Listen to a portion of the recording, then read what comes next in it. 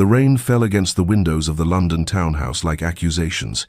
each drop a whisper of betrayal that Sebastian Ashford, Duke of Pemberton, had learned to ignore in the month since Celeste had shattered his heart and his faith in constancy. He stood in his study, a room grown dark with disuse and bitter memory, staring at the letter his mother had delivered that morning, with trembling hands and desperate eyes, a proposal of marriage, though proposal seemed too gentle a word for what amounted to a transaction, a remedy for scandal, a joining of two ruined souls who might yet salvage something resembling respectability from the wreckage of their separate disasters. Lady Eleanor Hartwell. The name tasted of ash in his mouth, for she was sister to Lord Edmund Hartwell, the very man who had stood as witness when Celeste had chosen another, who had smiled with barely concealed satisfaction as Sebastian's world had crumbled in a ballroom filled with pitying stares and gleeful whispers. His mother spoke of duty, of lineage, of the necessity of an heir, her words tumbling over one another in her anxiety to convince him. But Sebastian heard only the hollow echo of his own emptiness, the vast and terrible silence that had filled the spaces where love had once resided, foolish and bright and utterly destroyed. "She is ruined," his mother had said, as though this were recommendation rather than warning. "Her reputation quite beyond repair, and your father believes the alliance would settle certain difficulties between our families." Difficulties. What careful language the nobility employed to describe hatred, to dress enmity in silk and call it reconciliation. Eleanor Hartwell had been at the center of some scandal 2 years prior. The details remained deliberately vague in society's collective memory, whispered rather than spoken, suggested rather than confirmed. But Sebastian neither knew nor cared what sins she had committed, for in his present darkness all crimes seemed equal, all failures of character merely reflections of the fundamental duplicity he had learned resided in every human heart. He agreed to the marriage that very afternoon, his voice cold and flat as winter stone, watching his mother's relief war with her concern at his manner. But she was wise enough to accept his consent without questioning the spirit in which it was given. The wedding was arranged with unseemly haste, as though both families feared one party or the other might reconsider, might flee this loveless binding before the knot could be tied and the damage contained. When Eleanor arrived at the church, Sebastian saw her only in fragments, unable or unwilling to perceive her as a whole person, pale hands clutching a modest bouquet of white roses, a dress of ivory silk that seemed to drain rather than enhance her coloring, the eyes downcast throughout the ceremony, as though she too could not bear to witness what was being done. She spoke her vows in a voice barely above a whisper, each word falling like a stone into still water, disappearing without ripple or trace, and when the vicar pronounced them bound together until death should part them, Sebastian felt nothing but a grim satisfaction, that at least in this he was honest. He offered her nothing, promised her nothing, gave her only his name and the cold comfort of his indifference, which seemed punishment enough for being Edmund Hartwell's sister, for existing in a world that had proven itself unworthy of trust, for accepting without protest a marriage that benefited her far more than it could ever benefit him. The wedding breakfast was a cheerless affair held in the drawing-room of his mother's house, where pale winter light filtered through frost-etched windows and illuminated a table laden with delicacies that no one had appetite to enjoy. Least of all Sebastian, who sat rigid in his chair watching his new wife, his wife. What a strange and bitter word, pick at her food with the mechanical movements of one who understood eating to be duty rather than pleasure. Eleanor spoke only when addressed directly, her replies brief and carefully neutral, neither warm nor cold, but something worse, utterly devoid of expectation, as though she had long ago learned not to hope for kindness from the world, and had arranged her heart accordingly. His mother attempted conversation with desperate cheerfulness, speaking of Ashford Manor's beauty in spring, of the excellent housekeeper, Mrs. Davies, who would see to Eleanor's every comfort, of the rose gardens that had once been the estate's pride, and Eleanor received each piece of information with a small nod and a murmured thank you that revealed nothing of her thoughts, her feelings, her very self, which she seemed to hold at some great distance from this room and this moment and this man who was now her husband, yet had not spoken a single kind word to her since their meeting.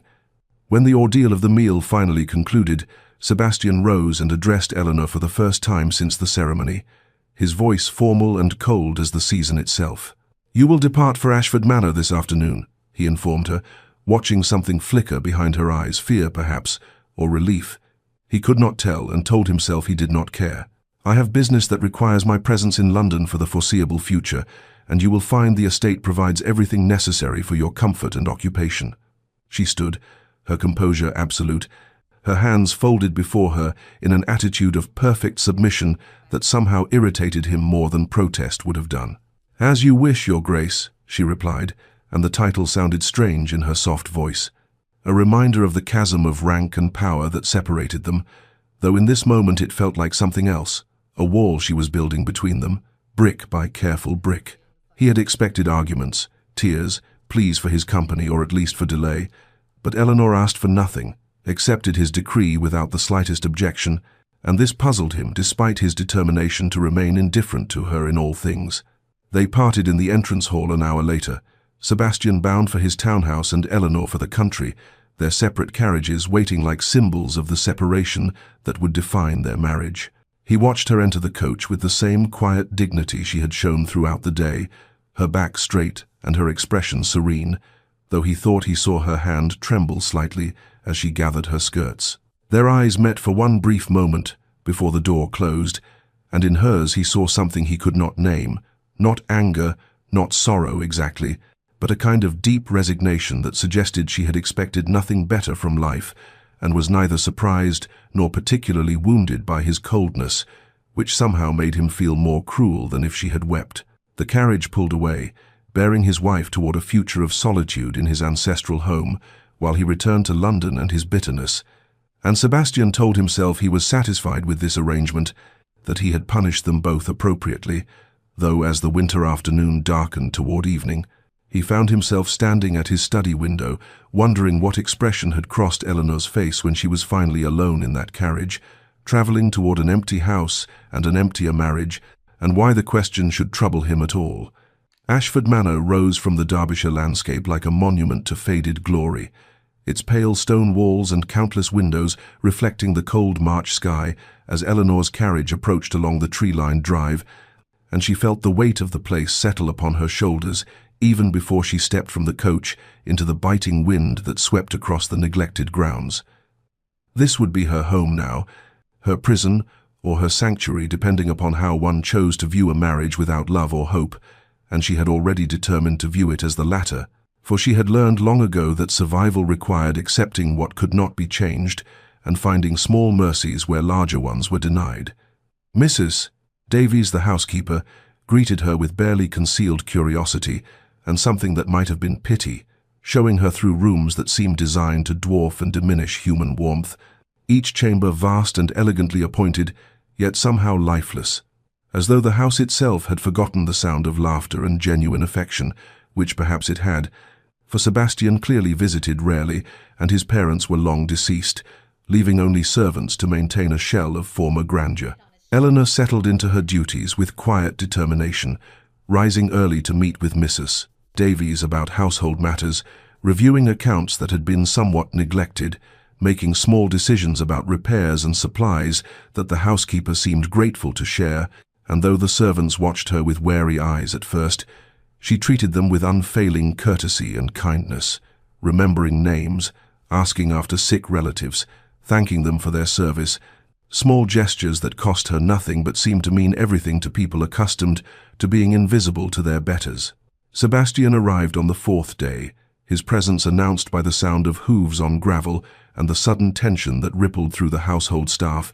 and Eleanor received him in the drawing-room, with her hands folded and her expression carefully neutral, prepared for coldness and finding it in abundance, in his clipped greeting, and the way his eyes seemed to look through her rather than at her, as though she were merely another piece of furniture to be noted and dismissed. He stayed 3 days, spending most of his time in the study with estate ledgers and correspondence, taking his meals alone despite Eleanor's quiet suggestion that they might dine together, and on the second afternoon she saw him from her window standing at the edge of the gardens that sprawled behind the house, once magnificent, but now overgrown and wild, his hands clasped behind his back, and his shoulders rigid with some emotion. She could not name anger, perhaps, or grief, or simply the bitter satisfaction of a man who had successfully exiled everything that might touch his heart. On the third day, Eleanor ventured into those same gardens with pruning shears borrowed from the groundskeeper,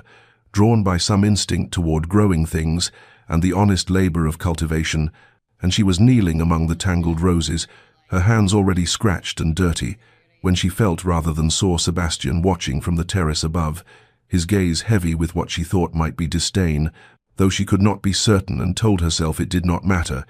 that she tended these gardens for herself and not for his approval, though some small traitorous part of her heart wished he might see in this gesture something other than manipulation or performance. He departed the next morning without farewell, his carriage disappearing down the drive as dawn broke pale and cold over the Derbyshire hills, and Eleanor stood at her bedroom window watching him go, wondering if weeks or months might pass before she saw her husband again, and finding herself almost relieved by his absence, even as some deeper part of her mourned the loneliness of this vast house and this hollow marriage, this punishment they both endured for crimes neither had fully committed, though the world had judged them guilty all the same. London in spring should have brought renewal, but Sebastian found only the stale rhythms of club life and empty social gatherings,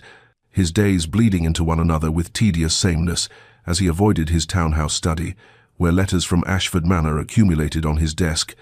unopened and reproachful in their very existence, for he could not bring himself to read Eleanor's careful reports about tenant concerns and roof repairs and the condition of the south pasture. These mundane details of a life he had exiled her to live alone, while he nursed his bitterness among the gossips and schemers of town. It was at Lady Pemberton's musicale that he first heard Eleanor's name spoken in his presence, two matrons whispering behind their fans with that particular relish society reserved for fallen women, and though he told himself he did not care what was said about his wife, he found himself listening with unwanted attention as they recounted the scandal of 3 years past, how Eleanor Hartwell had deliberately seduced Lord Rothmore away from his intended bride, carrying on a shameless affair that destroyed poor Miss Catherine Winter's engagement and drove the young woman to retire to the country in humiliation, how Eleanor had shown no remorse even when confronted, and how only her brother's influence had prevented complete social annihilation, though her reputation never recovered, and no decent man would have her until the Duke of Ashford, recently jilted himself, agreed to the match out of spite or madness or both. Sebastian's hands clenched around his wineglass as he absorbed these details, his hatred for Eleanor crystallizing into something harder and colder than before, for if the whispers were true, and why should they not be, spoken so confidently by women who had witnessed the events themselves, then she was exactly as duplicitous and heartless as her brother, a creature who destroyed others' happiness without conscience, and he felt vindicated in his cruelty toward her, justified in leaving her isolated at Ashford Manor, where she could harm no one else with her machinations. The weeks passed slowly, spring surrendering to summer's heat, and then to autumn's melancholy, and still the letters came from Derbyshire, with their neat handwriting and careful accounting of estate business. The harvest had been good. The new tenants in the West Cottage were settling well.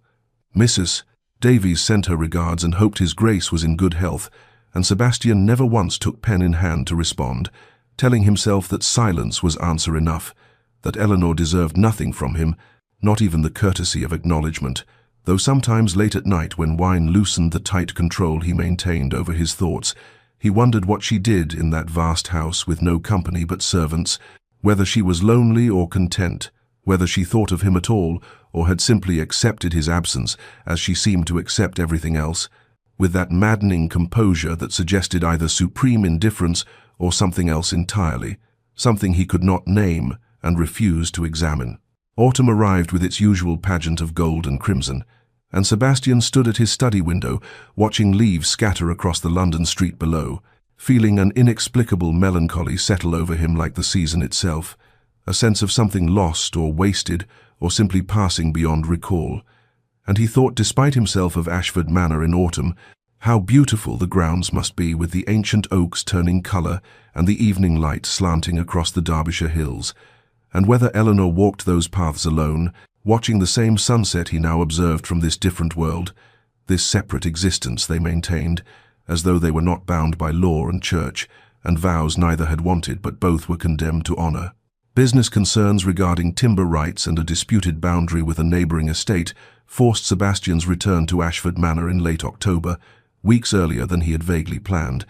and he arrived with reluctance heavy in his chest, expecting to find the house as cold and lifeless as he had left it. A fitting monument to their mutual exile and misery, but as his carriage rounded the final bend in the drive, he felt something shift in the air around him, a quality of light or warmth that seemed impossible given the season and his memories of this place. The gardens that had been wild and overgrown now showed careful tending, the roses pruned and mulched for winter, the pathways cleared of encroaching weeds, the fountain in the center courtyard flowing again after years of neglect, its gentle splash audible even from the drive, and as he stepped from the carriage, he noticed smoke rising from not just the main chimneys, but from the servants' quarters as well, suggesting a household fully inhabited rather than merely maintained, and despite himself he felt a flicker of something that might have been curiosity or confusion, or perhaps the first tremor of an emotion he was not yet prepared to name. Eleanor appeared in the doorway as he approached, her figure framed by the warm light spilling from the entrance hall, and she descended the steps with that same quiet grace he remembered from their wedding day, her dress simple but elegant, her hair arranged with care, her hands folded before her in a posture that suggested welcome without presumption, and when she curtsied and greeted him with, "Your Grace, we are honored by your presence." Her voice carried no reproach for his months of absence, no bitterness for his silence, only a gentle courtesy that somehow made him feel more ashamed than any accusation could have done. He responded with stiff formality, inquiring about the estate matters that had brought him here, and she answered with precise knowledge of boundaries and contracts and timber values, clearly having educated herself thoroughly in his absence. And as they walked together toward the study, he became aware of changes everywhere, fresh flowers in the hallway despite the season, paintings cleaned and rehung, windows that sparkled with recent washing, the scent of beeswax and lavender rather than dust and abandonment. And through an open doorway he glimpsed servants setting the dining table with care, their movements efficient but unhurried, their faces showing none of the dour resignation he remembered from his last visit. Mrs. Davies appeared to report that his chambers were prepared,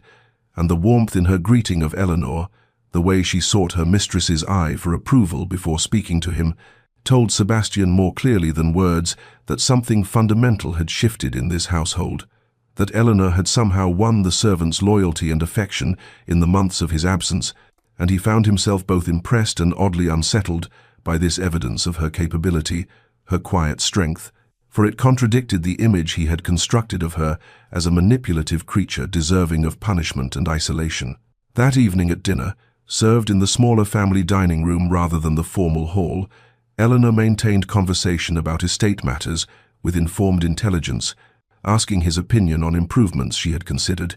deferring to his authority while making clear she had already given these questions considerable thought, and Sebastian found himself responding with more engagement than he had intended, drawn despite himself into discussion of crop rotation and tenant welfare,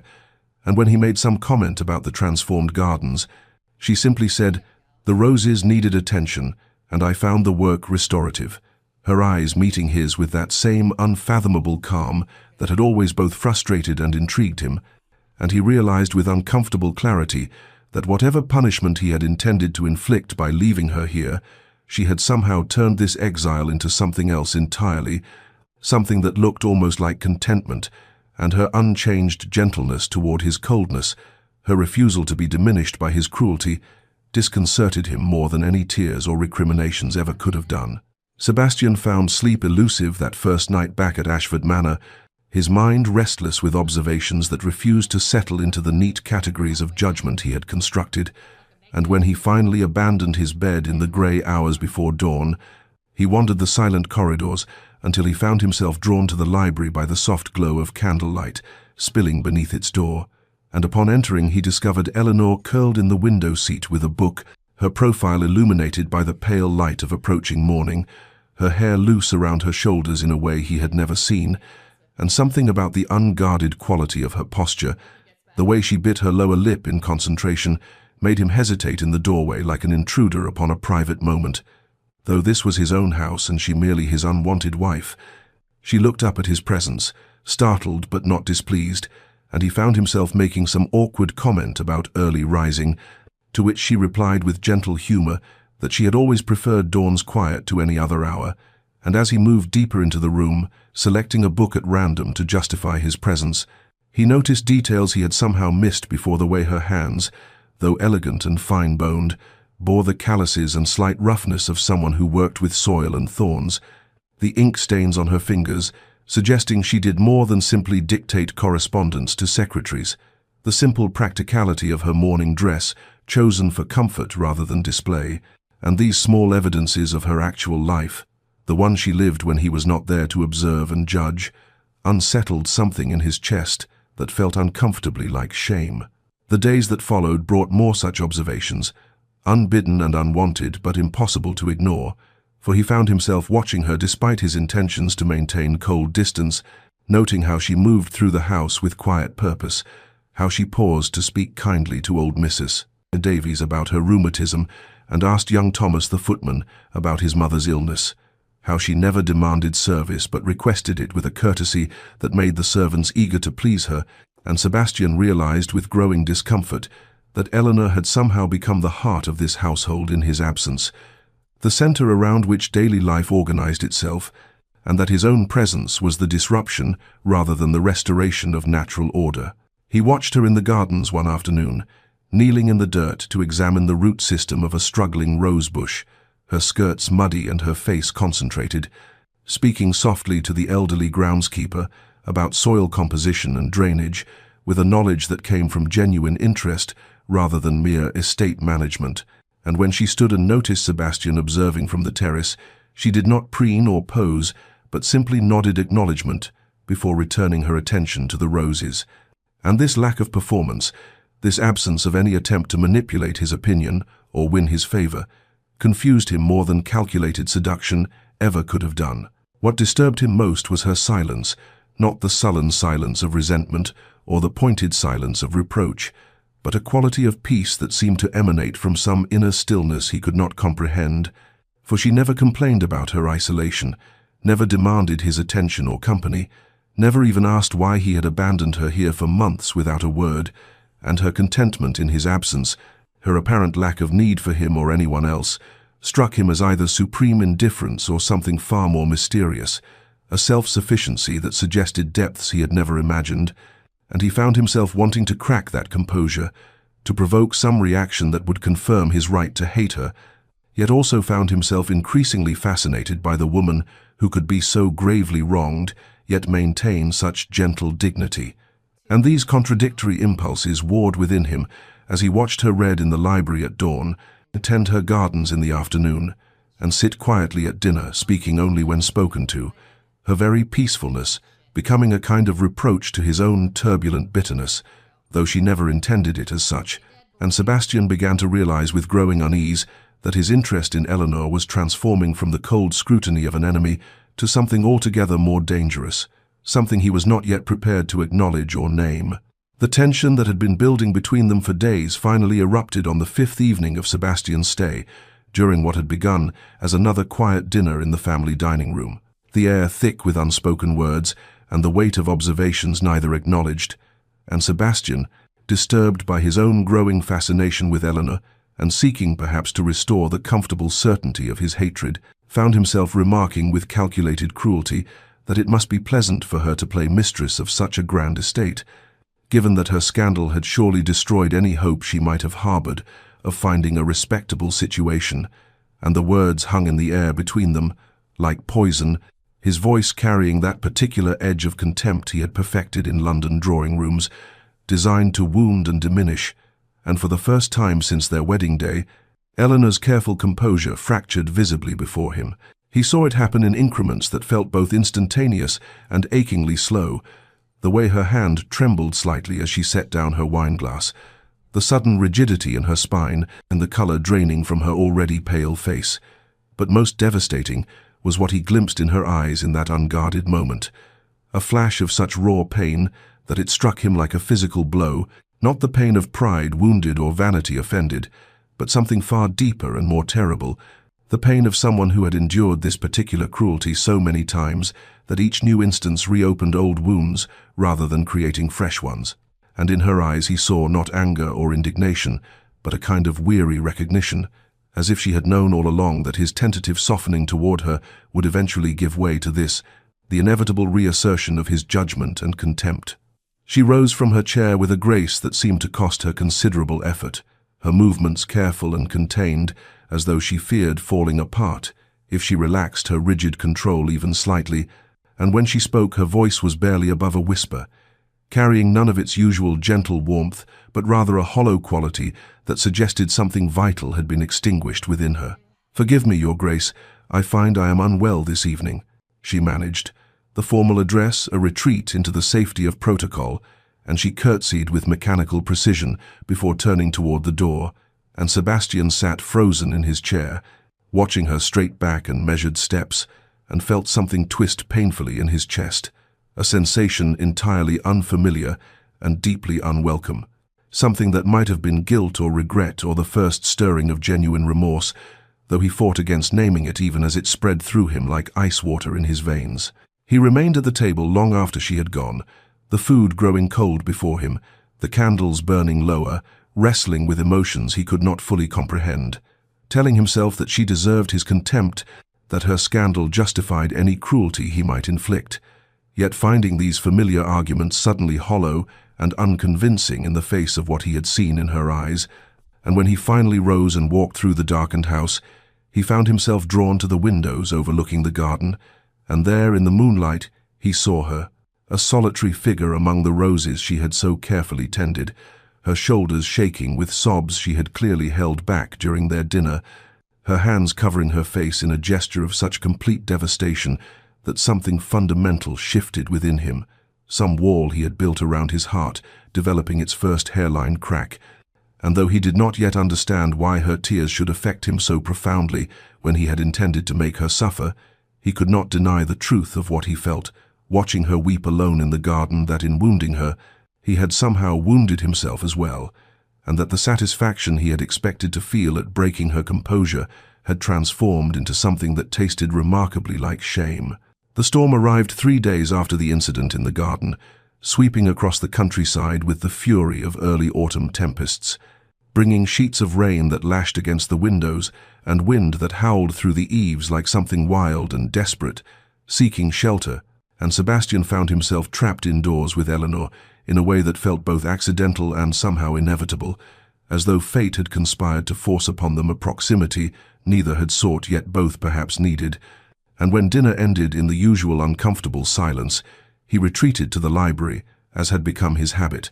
surprised to find Eleanor already there, curled in her customary window seat with a book, the firelight casting shadows across her face that made her seem both younger and infinitely older than her years. She looked up at his entrance with an expression of wary resignation, as though bracing herself for another cutting remark, and something about that guarded look, the way she had learned to anticipate cruelty from him, made Sebastian feel a fresh wave of that unfamiliar shame, and instead of retreating or attacking, he found himself moving to the sideboard where brandy waited, pouring 2 glasses with hands that trembled slightly, and crossing to offer her one in what felt like a tentative gesture towards something he could not yet name, perhaps truce, or perhaps merely acknowledgement of the strange tension that had been building between them, like the atmospheric pressure before the storm. Eleanor accepted the glass with visible surprise, her fingers careful not to touch his as she took it, and they sat in silence for a long moment, the only sounds the crackling fire and the rain beating against the windows, until Sebastian, emboldened by the brandy warming his throat and the strange intimacy created by the storm's isolation, found himself asking the question that had haunted him since witnessing her tears in the garden: why had she accepted this marriage, this punishment disguised as duty, when surely she could have refused, fled to distant relations, found some other path than this living imprisonment with a man who despised her? Eleanor was quiet so long he thought she might not answer, her eyes fixed on the amber liquid in her glass, as though it might contain some script for this unexpected conversation, and when she finally spoke her voice was low and careful, each word chosen with the precision of someone navigating treacherous ground, and she said that duty was perhaps a simpler answer than the truth, and that family sometimes demanded sacrifices that made little sense to those outside the situation,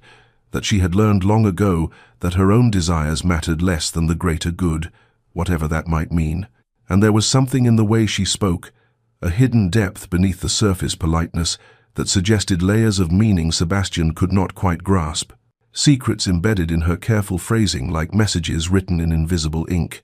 He pressed her gently, made reckless by wine and the strange confessional atmosphere the storm had created, asking what she could possibly owe her family that would justify this exile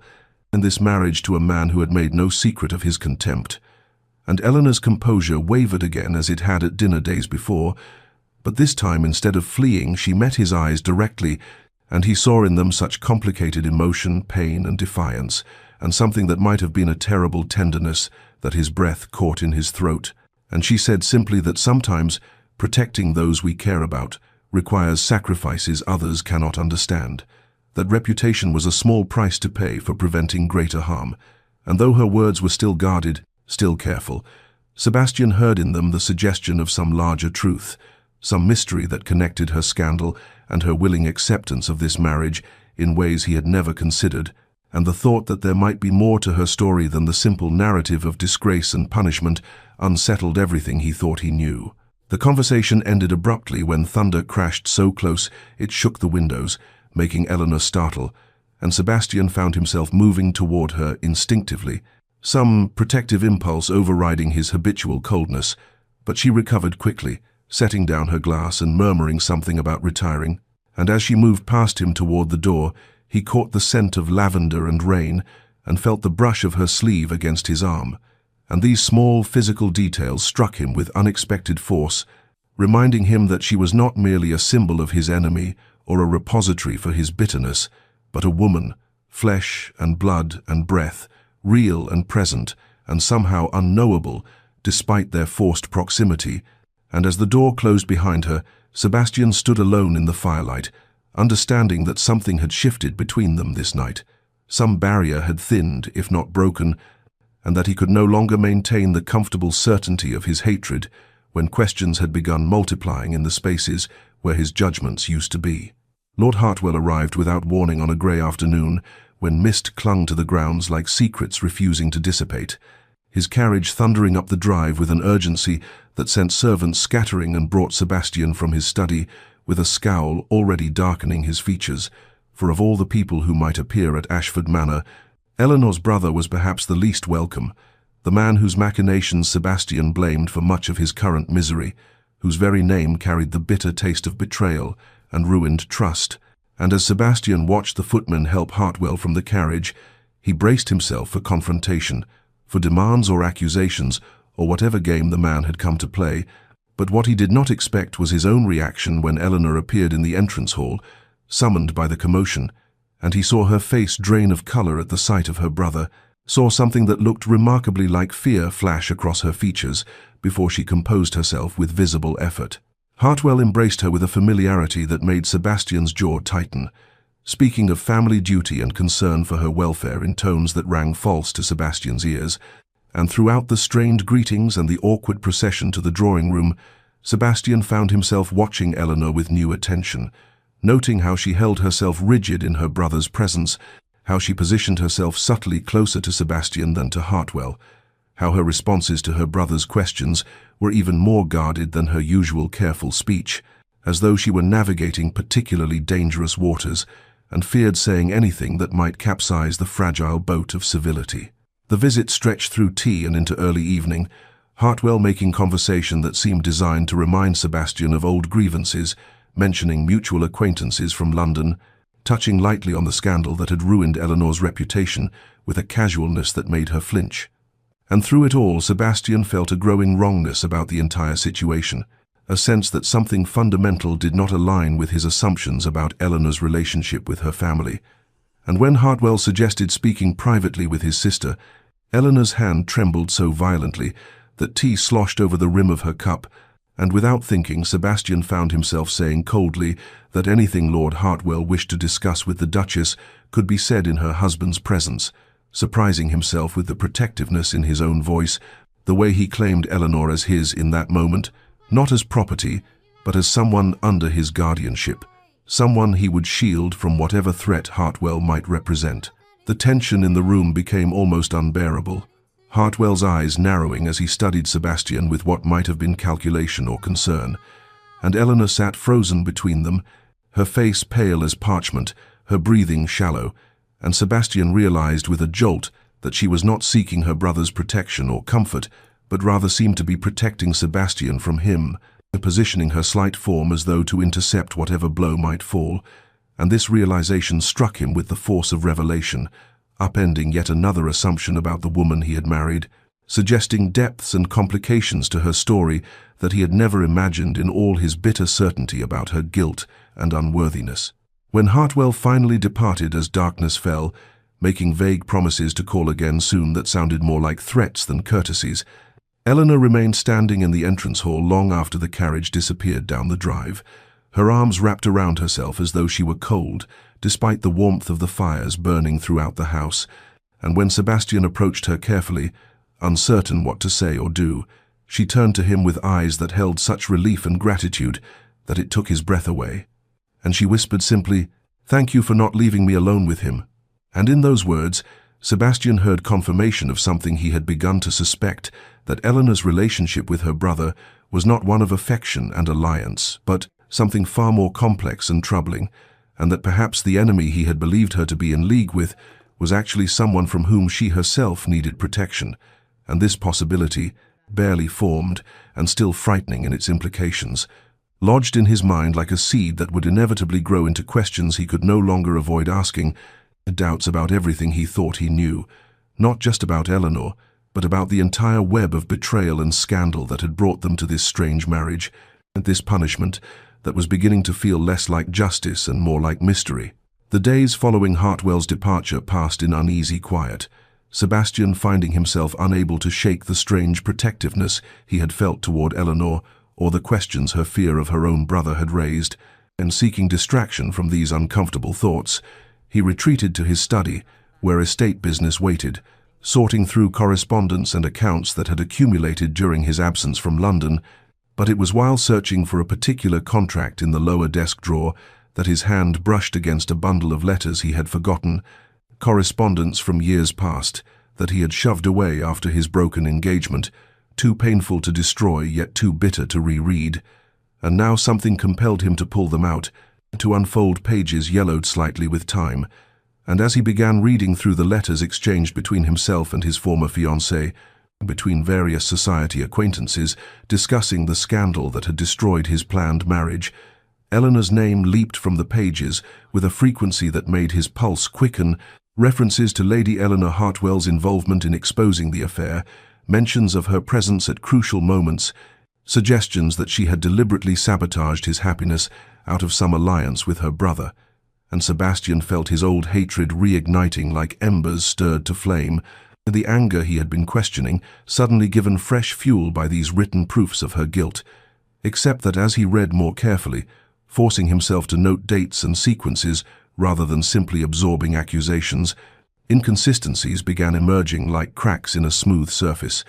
Letters placing Eleanor in London, when other correspondence clearly showed she had been in Bath, references to conversations she supposedly had on dates, when Sebastian himself could remember seeing her at entirely different social functions, and these discrepancies troubled him, even as part of him wanted to ignore them, wanted to cling to the simple narrative of betrayal, rather than face the possibility that nothing was as it seemed. He confronted Eleanor that evening after dinner, the letters clutched in his hand like weapons, or perhaps evidence in some trial whose verdict he could not predict, finding her in the music room, where she sometimes played quiet melodies on the pianoforte when she thought no one would hear, and the sight of her there in the lamplight, her fingers stilled on the keys as she turned to face him with that familiar expression of wary resignation, should have softened his anger. But instead it fueled it, because he wanted answers, needed to understand why these letters existed and what truth they contained, and he demanded she explain her role in his broken engagement, spreading the correspondence before her like accusations made manifest, watching her face as she read through them with fingers that trembled slightly. And when she finally looked up at him, her eyes held such complicated sorrow that it struck him like a physical blow, But she offered no defense, no explanation, no plea for understanding, simply said in a voice barely above a whisper, "Believe what you will, Your Grace. I have learned that the truth rarely matters when minds are already decided," and her resignation in that moment, her refusal to fight for her own innocence or to rail against his accusations, haunted Sebastian in ways her tears or anger never could have done, because there was something in her acceptance of his hatred that spoke of a weariness so deep it seemed to have settled into her very bones.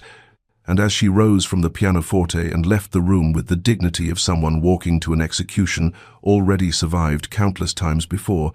Sebastian stood among the scattered letters, feeling not triumphant in his righteous anger, but hollow and uncertain, the inconsistencies he had noticed earlier seeming to grow larger in his mind, and he found himself wondering for the first time whether the woman he had married as punishment might actually be the victim of some larger injustice. He had been too blinded by his own pain to recognize, and this possibility, barely formed, yet impossible now to dismiss, lodged in his consciousness like a splinter, working its way deeper, painful and insistent, and demanding attention he could no longer refuse to give. The fever came upon Eleanor in the night like a thief stealing her strength, and when the housekeeper found her the next morning unable to rise from her bed, her skin burning with heat that seemed to radiate from some inner furnace, Sebastian was summoned from his study, where he had spent a sleepless night wrestling with the doubts Eleanor's resignation had planted in his mind, and the sight of her lying so still and pale against the pillows, her usual quiet composure replaced by the helpless vulnerability of illness, struck him with unexpected force, sending him immediately for the physician, despite the early hour and the distance the doctor would need to travel from the village. And in the hours while they waited, Sebastian found himself unable to leave Eleanor's side, sitting in the chair beside her bed with a vigilance that surprised the servants who brought cool water and fresh linens, watching as she drifted in and out of consciousness, sometimes peaceful and sometimes restless, her fever climbing as the day wore on, until she began to murmur words that made no sense, fragments of sentences that seemed pulled from dreams or memories, and it was these delirious utterances that began to chip away at the foundation of Sebastian's certainty about her guilt.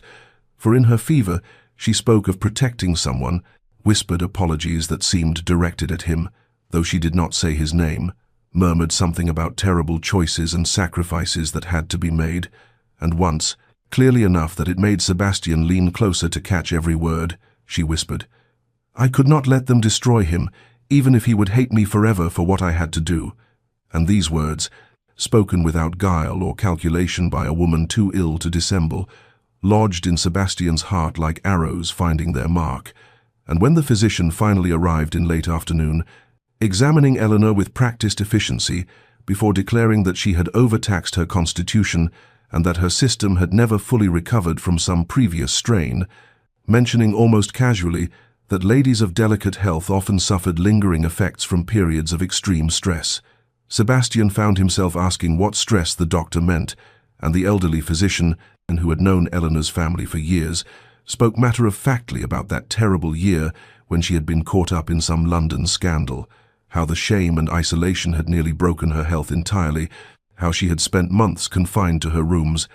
and Sebastian listened with growing horror as the physician described symptoms that spoke not of a manipulative schemer celebrating her successful destruction of another's happiness, but of a woman suffering under some unbearable burden. And as the doctor mixed medicines and gave instructions for Eleanor's care, Sebastian sat frozen by the bedside, watching her restless sleep, listening to her fevered murmurs,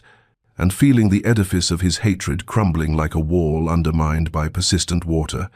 And when the physician departed with promises to return the next day, Sebastian remained where he was, unable to leave despite the lateness of the hour, and through the long night he kept vigil beside his wife, bathing her forehead with cool cloths when the fever spiked, holding her hand when nightmares made her cry out, and listening to every word she spoke in her delirium,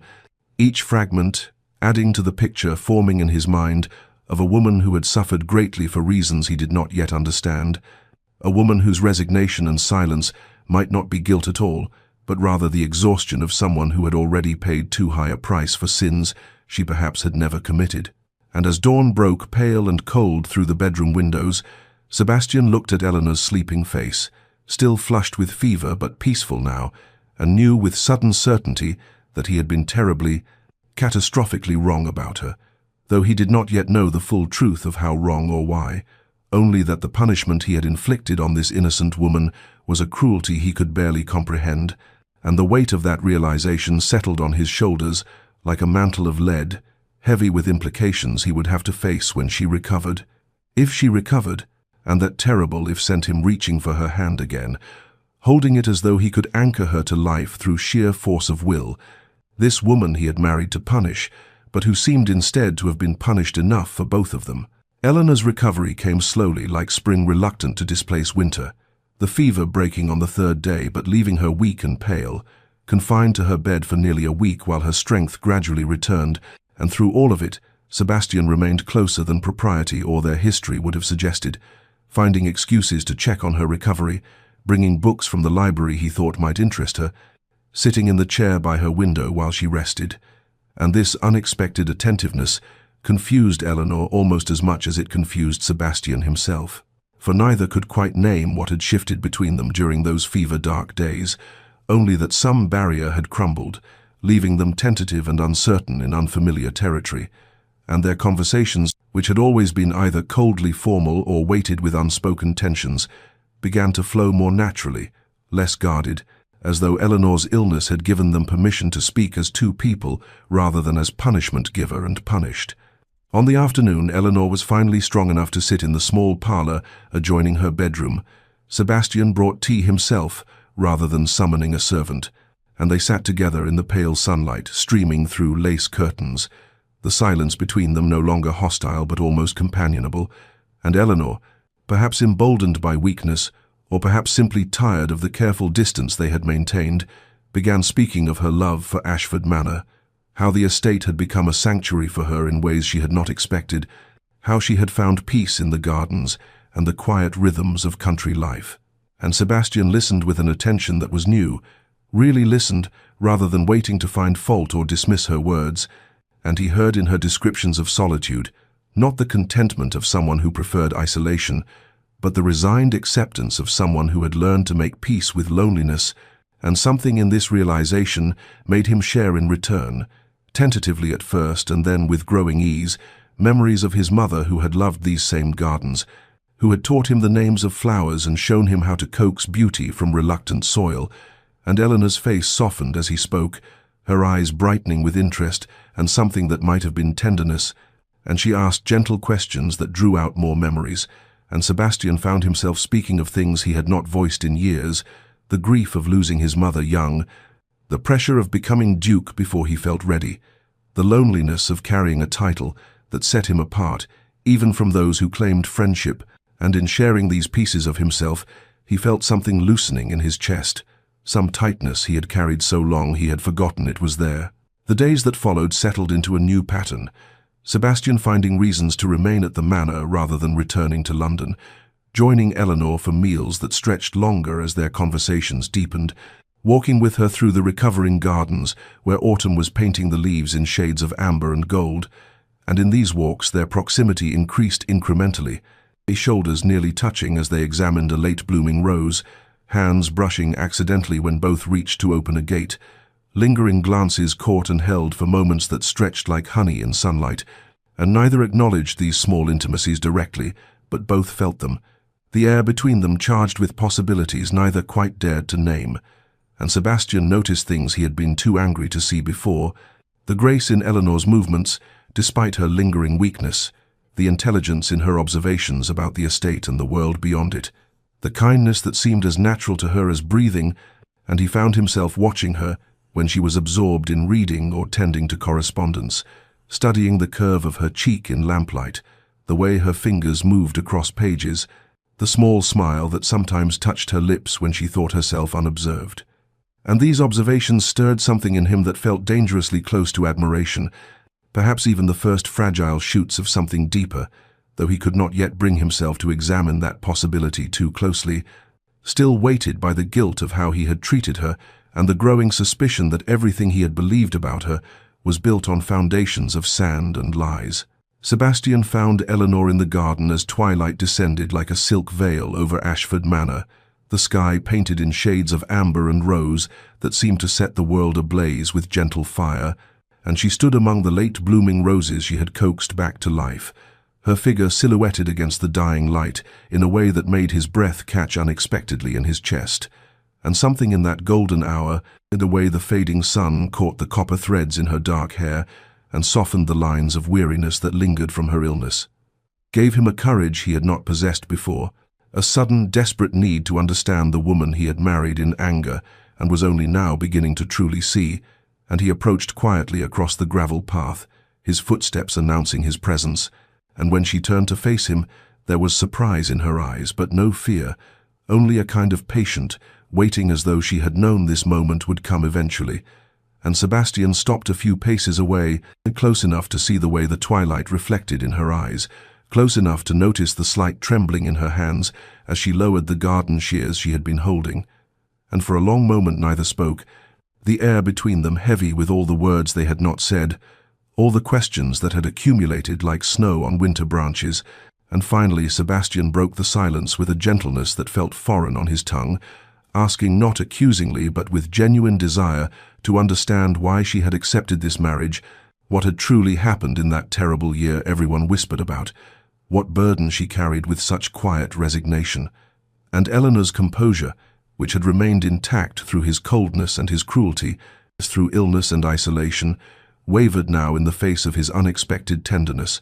her eyes filling with tears that caught the fading light like diamonds, and she turned slightly away as though to hide this vulnerability. Her voice, when she finally spoke barely above a whisper, as she confessed that she had been so very lonely, that the choices she had made were for reasons she could not fully explain, that sometimes protecting those we care for requires sacrifices that others can never understand or forgive, and there was such pain in her words, such depths of suffering carefully concealed beneath years of practiced composure, that Sebastian felt something crack open in his chest, and some barrier he had constructed around his heart to protect himself from further betrayal. And he took a step closer, drawn by an impulse he could not name, wanting desperately to ease the hurt he saw in her face, to understand the mystery of this woman who had transformed his cold estate into a home, who had endured his punishment with such grace, who spoke now of protecting people with a conviction that suggested she knew intimately the cost of such protection. And Eleanor continued speaking in fragments, her words tumbling out as though a dam had broken, speaking of choices made in darkness, of reputations sacrificed for purposes she could not reveal, of loving from a distance, someone who would never know or return that love. And though she did not say his name, Sebastian understood with sudden clarity that she spoke of him, that somehow in ways he did not yet comprehend, she had made her terrible choices to protect him, and this realization moved him so profoundly that he reached out without thinking, his hand extending toward hers, fingers almost touching before he caught himself and stopped, the gesture hanging incomplete in the air between them like a question waiting for an answer. And Eleanor looked at his outstretched hand and then at his face, seeing there something that made fresh tears spill down her cheeks, and the twilight deepened around them, wrapping them in purple shadows, while the last light died on the horizon. And in that suspended moment Sebastian understood that he stood at a threshold, that whatever he did next would determine the course of both their lives, and though he did not yet know the full truth of Eleanor's past, he knew with certainty that she deserved better than the punishment he had inflicted, deserved tenderness and understanding and perhaps even love, and the weight of his own cruelty pressed down on him like a physical force as he stood there in the gathering darkness, his hand still extended toward his wife, close enough to touch but not quite touching, while the garden held its breath around them and waited. The garden scene haunted Sebastian through the sleepless night that followed, Eleanor's words echoing in his mind with such persistence that by dawn he knew he could no longer continue in ignorance, could no longer accept the convenient narrative he had constructed to justify his cruelty. And so he departed for London that very morning with barely a word to Eleanor beyond a terse explanation of urgent business, though in truth the only urgency was the desperate need gnawing at his conscience, the growing certainty that he had built his hatred on foundations he had never properly examined. And the journey to London felt interminable, each mile weighted with impatience and a fear he could not quite name, the fear perhaps that investigating too deeply would confirm his worst assumptions about Eleanor, or worse still, reveal truths that would make his treatment of her utterly unforgivable, and upon reaching his townhouse he wasted no time on rest or refreshment, but immediately began the work of investigation, pulling out old correspondence and society columns from that terrible season, 3 years past, when his engagement had ended in such spectacular public humiliation, and as he read through the accounts with fresh eyes, no longer blinded by hurt pride and rage, inconsistencies began emerging like cracks in fine porcelain. Small at first, but growing more pronounced the deeper he looked, for the timeline that society had accepted so readily simply did not align with known facts. Eleanor's presence at certain events, documented in ways that contradicted the accusations against her, and Sebastian found himself making discreet inquiries among old acquaintances, framing his questions carefully to avoid arousing suspicion, speaking to men who had been present at the house party where the scandal had allegedly occurred, and their accounts varied in troubling ways, some insisting Eleanor had been the instigator, while others seemed uncertain, their memories curiously vague when pressed for specific details,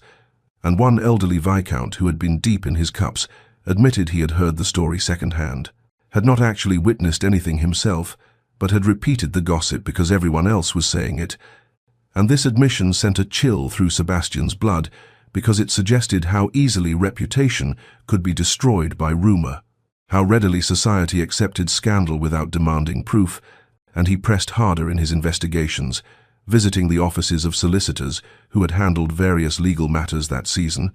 examining records of financial transactions and property transfers, and here he found evidence more concrete and more damning. Payments made from accounts controlled by Lord Hartwell to witnesses who had testified against Eleanor, dates that showed the money changing hands mere days before certain key figures had come forward with their accusations, and Sebastian's hands trembled as he traced these connections, as the pattern became undeniable. Someone had orchestrated Eleanor's downfall with careful precision, had paid for testimony, and manipulated events to ensure her ruin. And the question that burned in his mind was why, what purpose had been served by destroying an innocent woman's reputation? And then he found the letter tucked among his former fiancée's correspondence. A letter he had overlooked in his initial fury, written in Lord Hartwell's distinctive hand, and outlining a scheme so audacious it made Sebastian's stomach turn. A plot to use Eleanor's disgrace to force Sebastian into a compromising position that would have cost him not just his pride, but his fortune and his standing. And the letter made clear that Eleanor had somehow discovered the plot and had chosen to become its scapegoat, that had accepted the blame for a scandal she did not create in order to prevent the larger disaster that would have destroyed Sebastian completely. And as this realization crashed over him like a cold wave, Sebastian understood with devastating clarity that Eleanor had sacrificed everything to protect him, had endured years of disgrace and isolation, and his own terrible punishment, all because she had loved him enough to save him from enemies he had not even known he had. And he sat in his study as dawn broke over London, the evidence of Eleanor's innocence and his own blindness spread before him, and wept for the first time since his mother's death. Wept for the cruelty he had inflicted on the one person who had tried to save him, wept for the years of suffering she had endured in silence, and when the tears finally stopped, he knew with absolute certainty that he must return to Ashford Manor immediately, must face Eleanor with the truth he had discovered, and beg whatever forgiveness she might grant him, though he feared no forgiveness could ever be sufficient for what he had done. Sebastian spent the following day piecing together the full scope of the conspiracy with the methodical precision of a man building a case that would condemn his own past judgment, and what emerged from the scattered evidence was a picture so clear and so damning that he wondered how he could have been so blind, how pride and wounded vanity had obscured truths that now seemed painfully obvious, for the scheme had been elegant in its cruelty, constructed by Lord Hartwell and Sebastian's former fiancée, Lady Catherine, with the specific intention of manipulating him into a marriage that would have given them control of his substantial fortune through a series of legal maneuvers disguised as settlements and protections, and Eleanor had somehow discovered their plot, had learned through her brother's careless correspondence left unattended in their family home about the trap being laid for Sebastian, and she had made a choice that still staggered him in its selflessness, and had deliberately inserted herself into the scandal at the house party that was meant to compromise. Sebastian, had taken upon herself the blame for impropriety with Lord Weston, a man who had been paid handsomely by Hartwell to play his part,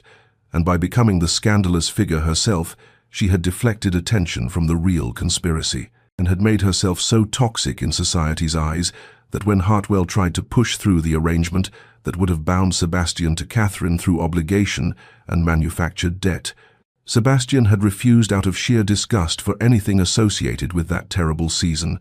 and thus Eleanor's sacrifice had worked, had saved him from financial and social ruin, though it had cost her everything, her reputation shredded beyond repair, her marriage prospects destroyed, her very name becoming synonymous with deception and impropriety in every drawing room in London,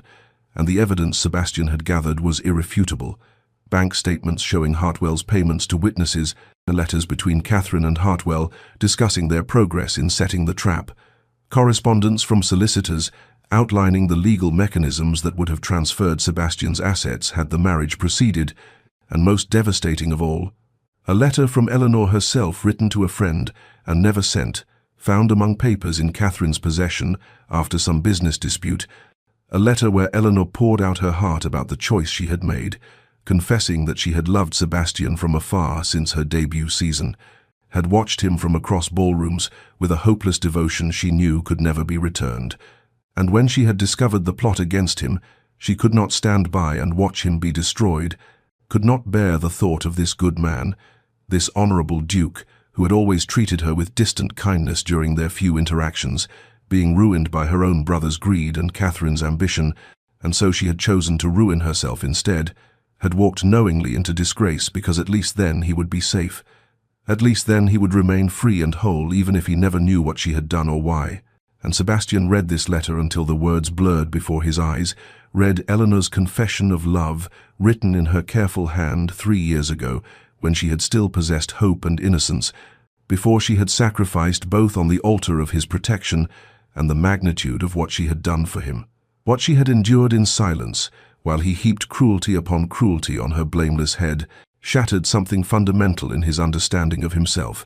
revealed him to be not the wronged party he had imagined, but the blind fool who had punished his saviour, and guilt crashed over him in waves so powerful he could barely breathe.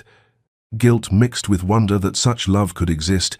that Eleanor had loved him enough to destroy herself for his sake, and then married him when commanded to do so by her debt-ridden family, had accepted his coldness and his contempt without ever once defending herself, because to defend herself would have required revealing the conspiracy, and thus revealing that she had known about it, had been involved in events at the house party deliberately, and her silence had been the final protection she could offer him, the last gift of a love he had never deserved. And Sebastian gathered all the evidence with shaking hands, knowing he must return to Ashford Manor immediately, must face Eleanor with the truth he had uncovered, and somehow find words adequate to express his remorse, his gratitude,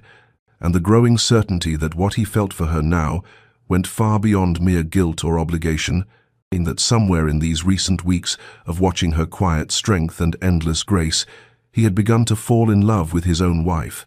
though he feared he had realized it far too late. Sebastian departed London before dawn, with the evidence of Eleanor's sacrifice burning in his coat pocket like a brand against his heart, and he drove his horses harder than wisdom permitted, the urgency thrumming through his veins, born of desperate need to reach Ashford Manor, to see Eleanor's face, to somehow begin the impossible task of making amends for cruelties that now seemed monstrous in their blindness, and the journey that had taken 2 days in comfort he completed in scarcely more than 1, through sheer force of will, changing horses at every posting inn and barely stopping for sustenance, his mind churning ceaselessly with what he would say to her, how he could possibly articulate the magnitude of his remorse or the wonder that filled him when he thought of what she had done, how she had loved him enough to destroy herself for his protection. And as Ashford Manor finally came into view in the golden light of late afternoon, his heart was hammering so violently he could barely draw breath, and he abandoned his carriage in the drive with barely a word to the startled footman, striding through the house with single-minded purpose, knowing somehow with certainty where he would find her. And indeed Eleanor was in the garden as she so often was these autumn days, kneeling among the chrysanthemums she had planted in late summer, her hands dark with soil and her face peaceful in concentration, utterly unaware of the storm that was about to break over both their lives, and Sebastian stopped at the garden gate, simply watching her for a moment. This woman he had treated with such contempt, this brave soul who had endured his coldness without ever revealing the truth that would have vindicated her, and something in his stillness must have alerted her, because she looked up suddenly, her eyes widening at the sight of him, and he saw confusion flicker across her features at his unexpected return, at whatever expression his face must be wearing, for he could feel emotion cracking through his usual composure, like ice breaking in spring thaw. And Eleanor rose slowly to her feet, brushing soil from her dress with hands that trembled slightly, perhaps sensing that something fundamental had shifted, that the man standing before her was not the cold husband who had left her days ago, but someone altered in essential ways. And Sebastian tried to speak, opened his mouth to form the words he had rehearsed during the frantic journey. But what emerged was only her name, Eleanor, spoken with such raw feeling that she took an involuntary step backward, her hand rising to her throat in a gesture of unconscious protection, and he moved forward then, closing the distance between them with steps that felt both too slow and too hurried, and he could see her searching his face, trying to understand what had changed, what had brought this intensity to his bearing, and he struggled to find words adequate to the moment, and to this woman, who stood before him with garden soil on her hands and questions in her eyes, this woman who had saved him and suffered for it, and never once asked for gratitude or acknowledgement, and what finally came from his lips was inadequate, trembling, but true. "I know," he said, his voice breaking on the simple words. "I know what you did. I know everything. Eleanor, I know the truth." And he watched her face transform, watched comprehension, dawn followed immediately by fear, by something that looked almost like grief, and her composure finally shattered completely as tears began sliding down her cheeks. And Sebastian felt his own eyes burning as he reached for her at last, his hands finding her shoulders, and he understood in that crystalline moment that what he felt was not merely guilt or gratitude, but love, profound and overwhelming, and for this extraordinary woman who had loved him when he was unworthy, and had never stopped loving him, even when he had given her nothing but cruelty in return. Sebastian's hands trembled on Eleanor's shoulders as the words spilled from him in a torrent he could not control, telling her everything he had discovered, the evidence of Hartwell's conspiracy with Catherine, the payments to false witnesses, the legal mechanisms designed to ensnare him, and most devastating of all, the letter she had written but never sent, where she had confessed her love and her reasons for choosing disgrace. And with each revelation, Eleanor's tears flowed harder, her body shaking with the force of emotions too long suppressed, and Sebastian found himself weeping as well, something he had not done since childhood, and the salt tracks on his cheeks, a testament to the enormity of his remorse and his wonder. And when the initial flood of confession finally slowed, he drew her closer, his voice breaking as he said, "Forgive me, Eleanor, God help me, forgive me for the cruelty I have shown you, for every cold word and cutting glance, for punishing you when you had saved me, when you had sacrificed everything for my protection." And Eleanor shook her head against his chest, her words muffled but clear enough. "There is nothing to forgive. You did not know. How could you have known when I could not tell you?" But Sebastian would not accept this absolution so easily, pulling back to look into her tear-stained face with fierce intensity. "I should have seen it, should have recognized your goodness, your gentleness, should have questioned why you never defended yourself, why you accepted my contempt with such quiet dignity." And Eleanor's composure, already fractured, broke completely as she began speaking through her sobs, the truth pouring from her after 3 years of silence. "I loved you even then, Sebastian, loved you from the first season when you danced with me once out of courtesy to my mother, and you were so kind even in your formality, and I treasured that single dance like a foolish girl treasures a flower pressed in a book, and when I found those letters in Richard's study and understood what he and Catherine planned, I could not bear it, could not stand by and watch you be destroyed by their greed when you had done nothing to deserve such treachery." And her voice cracked on the words, but she continued, needing to speak what had been locked inside her heart for so long. "I knew what taking the blame would cost me, knew my reputation would be shattered beyond repair, but I thought at least you would be safe, at least you would remain whole and free, and that seemed a fair exchange for whatever small happiness I might have claimed for myself." And Sebastian felt his heart breaking and reforming simultaneously as he listened to her confession, understanding now the full scope of her sacrifice and the depths of her love. And he cupped her face in his hands with a tenderness that would have seemed impossible to him mere weeks ago. "You loved me when I was unworthy of such devotion, when I had given you no reason for such feeling, and you protected me at cost to yourself. And then when fate bound us together, I repaid your sacrifice with nothing but coldness and cruelty." And his voice dropped to a whisper, thick with emotion. "Eleanor, you are the bravest, most selfless person I have ever known, and I have been so blind, so foolish, and I do not deserve your forgiveness, but I beg for it nonetheless. I beg for the chance to spend the rest of my life trying to become worthy of the gift you gave me, worthy of you." And Eleanor's tears were flowing freely now, but something like hope was dawning in her eyes as she searched his face, and Sebastian pulled her fully into his embrace, holding her as though she were something precious and fragile that he had nearly lost through his own stupidity. And they stood together in the garden as the afternoon light turned golden around them, both weeping, both finally honest, the terrible burden of secrets and misunderstanding lifted at last. And Sebastian felt something fundamental shift in his chest. He felt the walls he had built around his heart after Catherine's betrayal crumbling into dust, and in their place grew something new and terrifying and wonderful. The recognition that what he felt for Eleanor was love, real and profound and entirely different from anything he had known before. A love born not of passion's first bloom, but of witnessing true courage and goodness, of understanding sacrifice and devotion, and he knew in that moment that he would spend whatever time remained to him, proving himself worthy of this extraordinary woman who had loved him enough to ruin herself for his sake. The days that followed the garden confession unfolded with a gentleness that seemed miraculous after so much pain,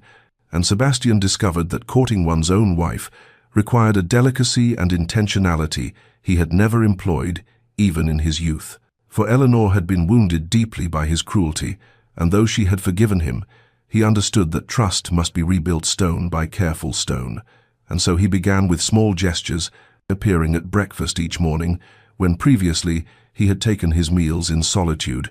asking about her plans for the day with genuine interest rather than cold formality, and he noticed how surprise would flicker across her features each time, as though she could not quite believe this transformation was real and lasting. And he persisted, determined to prove through accumulated moments that his change of heart was no temporary sentiment, but a fundamental alteration of his very soul. And flowers began appearing in Eleanor's chambers, not the formal arrangements sent by servants, but smaller bouquets. He gathered himself from the gardens she had restored, roses still damp with morning dew, and late-blooming lavender that filled her rooms with fragrance, and once he found her pressing one of these humble offerings between the pages of a book, and the tenderness in her expression, as she did so, made his heart clench with both joy and renewed remorse for the months he had wasted in blind anger, and their conversations deepened and lengthened, stretching from dinner into the late evening hours as they sat before the library fire, speaking of everything and nothing, of childhood memories and future hopes, of books and philosophy, and the small observations that accumulate into understanding. And Sebastian found himself sharing things he had told no one, the loneliness of his youth after his mother's death, the pressure of ducal responsibilities assumed too young, the way Catherine's betrayal had shattered something fundamental in his ability to trust, and Eleanor listened with such complete attention, such absence of judgment, that he felt pieces of himself that had been frozen beginning to thaw, and she in turn revealed herself slowly, speaking of the isolation of being Richard's sister, of loving their estate even as she recognized her brother's cruelties, of the books that had been her companions through lonely years, and of how she had learned to find peace in gardens and solitude when human connection seemed forever beyond her reach. And as autumn deepened into the first whispers of winter, they walked the grounds together daily, Eleanor showing him the plans she had made for spring plantings, Sebastian listening and offering suggestions and marveling at how natural it felt to stand close to her, their shoulders nearly touching as they examined bare rose bushes, and physical affection crept into their interactions with organic inevitability. A hand at her elbow as they navigated garden paths, his fingers brushing hers as he passed her a book, the way she would straighten his cravat before dinner, with a small smile playing at her lips, and these small touches accumulated into something larger, a current of awareness that ran between them whenever they occupied the same room, and Sebastian found himself watching her constantly, mesmerized by the grace of her movements, the way lamplight caught in her hair, the soft sound of her laughter when something genuinely amused her,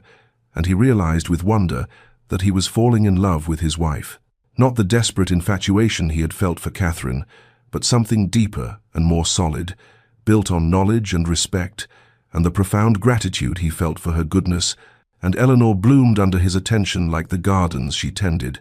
color returning to her cheeks, lightness to her step, and the quiet peace that had characterized her demeanor transformed into something warmer, more radiant, and when their eyes met across the dinner table or in passing through corridors, he could see affection growing there too, tentative but unmistakable, and he understood that they were building something rare and precious, a love between two people who had both known betrayal and loneliness, and were choosing each other consciously, deliberately, with full knowledge of both their flaws and their worth. Winter had settled over England when Sebastian returned to London with Eleanor at his side, and society watched with undisguised curiosity as the Duke and Duchess of Ashford appeared together at events where previously he had attended alone, and the whispers began immediately, speculation about what had changed between them, why the cold Duke now looked at his disgraced wife with such unmistakable tenderness, why she carried herself with new confidence despite the scandal that still clung to her name.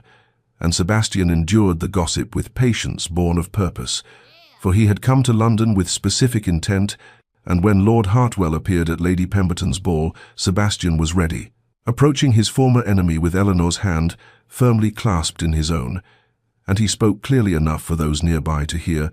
asking Hartwell to join him in the card room for a conversation that was long overdue.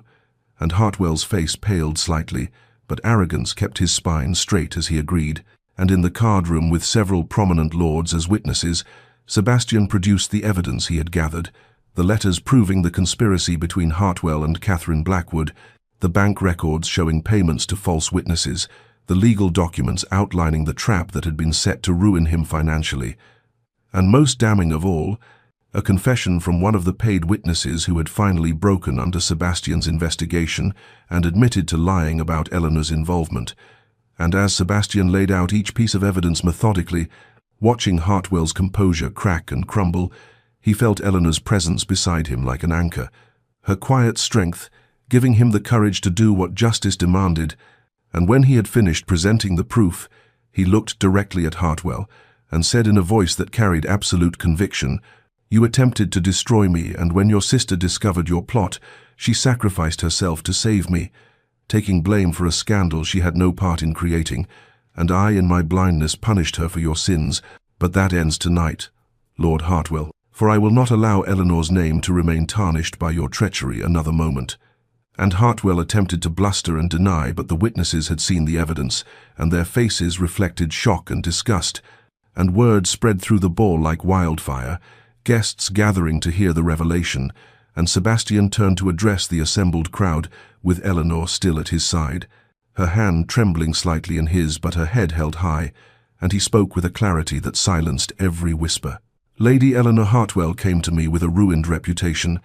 and I accepted our marriage believing it a punishment we both deserved, but I was wrong, catastrophically wrong, for she is the bravest and most selfless person I have ever known, and what I thought was punishment has become my greatest blessing, my most undeserved fortune." And he raised their joined hands so all could see, his voice roughening with emotion. "I love my wife, have come to love her through witnessing her extraordinary courage and goodness, and I stand before you tonight to declare that any who question her character or spread falsehoods about her past will answer to me personally." And the ballroom had fallen completely silent, in society watching this unprecedented display with wonder,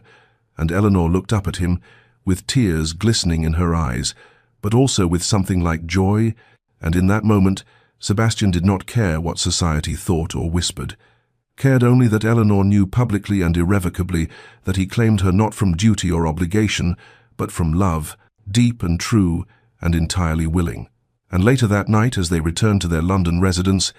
Eleanor wept again, but these were tears of relief and happiness, for her name had been restored, and more importantly, the man she loved had chosen her before all the world. Transforming what had begun as punishment into providence, neither of them could have imagined in those cold early days of their marriage. 5 years had passed since that winter night when Sebastian claimed Eleanor before all of society. 5 years that had transformed Ashford Manor from the cold, austere estate it had been into something alive and luminous, and on this particular spring afternoon, the grounds bloomed with more than just Eleanor's carefully tended gardens, for children's laughter rang through corridors that had once known only silence, and Sebastian stood at the drawing-room window watching his wife in the garden below, her hair touched with threads of silver now, but her face more beautiful to him than it had been even in their courtship, for it carried the marks of their shared years,